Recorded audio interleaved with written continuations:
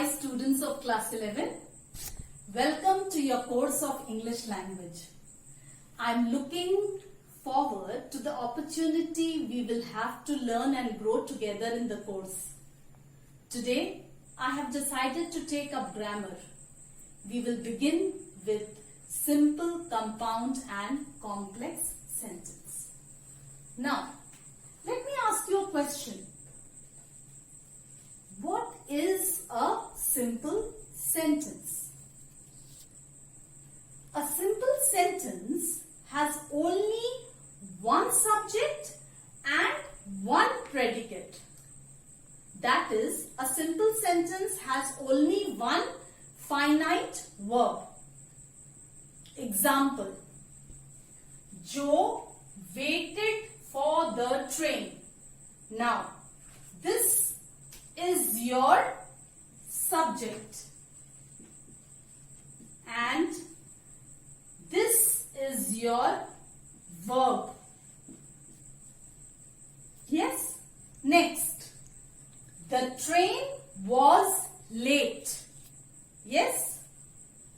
This is your subject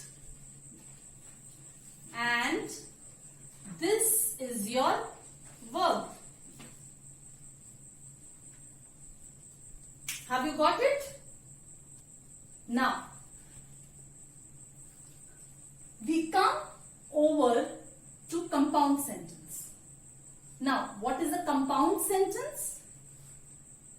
A compound sentence consists of two or more coordinate clauses. Example: this house is too expensive and that house is too small. Yes, the sentence has two parts. This house is too expensive and the second part is that house is too small. Now, each part has a subject and a predicate of its own. Both the parts of the sentence make one sentence. Therefore, each part is an important clause and can make sense by itself. It can stand alone as a complete sentence. In other words, each clause is independent of the other or is of the same rank. Therefore, such clauses are called independent or coordinate clauses. A compound sentence is made up of coordinate clauses. Yes? Now, again another example of a compound sentence is here. See, God made the country and man made the town. Yes? You again can see there are two sentences.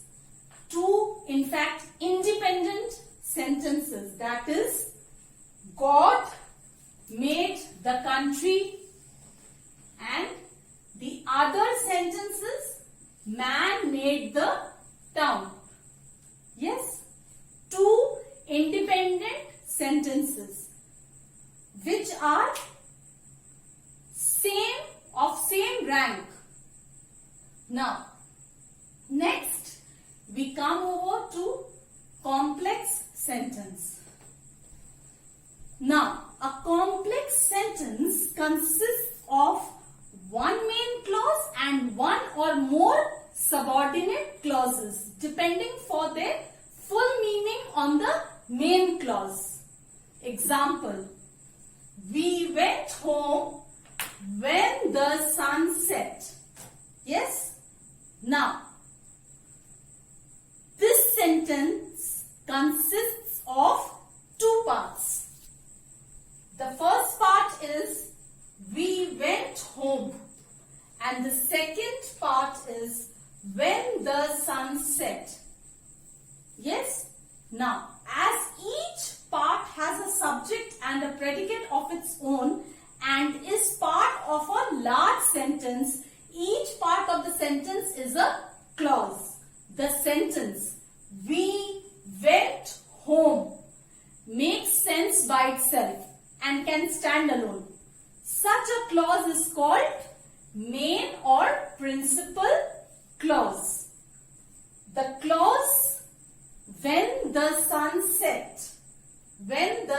set cannot make sense by itself and is dependent on the main clause.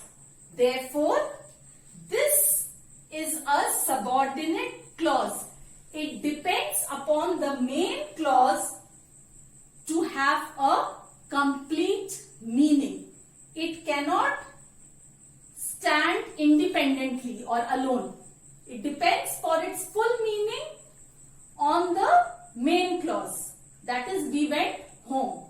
Yes, such a clause is called dependent or subordinate clause. Yes. Next example of a complex sentence is, he went to Kolkata that he might find some work. Yes, this is again an example of complex sentence. Here are some examples how you can convert simple sentence to compound sentence. Number 1. Conversion of simple sentence to compound sentences. A simple sentence can be changed into a compound one by expanding a word or a phrase into a coordinate clause. Simple. This is simple sentence. Besides being clever, he is hardworking. If you change it to compound, then it will be, he is not only clever but also hardworking. Again, simple sentence, in spite of his riches, he is unhappy.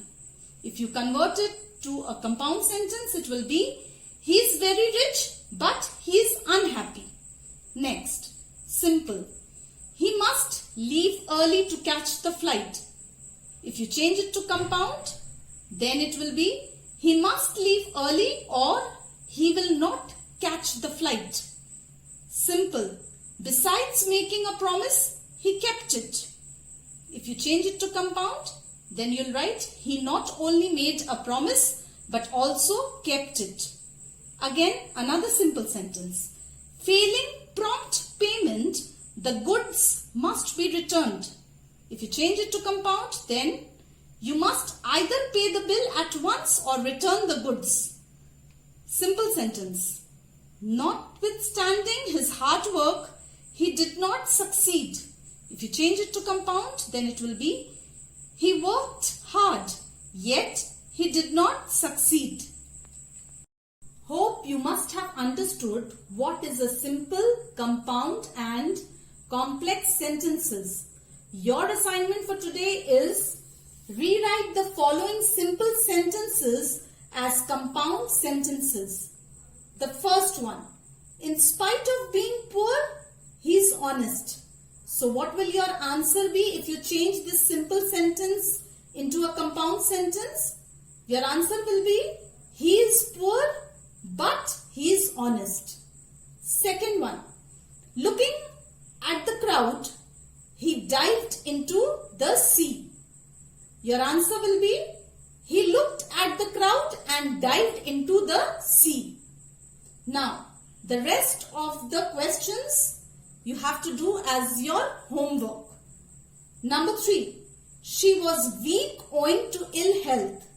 Number 4, being a cripple, he cannot ride a bicycle. Number 5, running fast, he got out of breath. Number 6, to make certain of getting a place, you must apply early. Number 7, the sun having risen, the fog disappeared. Number 8, he was honored because of his learning. Your second assignment for today is, in each of the following items, sentence A is complete but sentence B is not. Complete sentence B making it as similar in meaning to sentence A.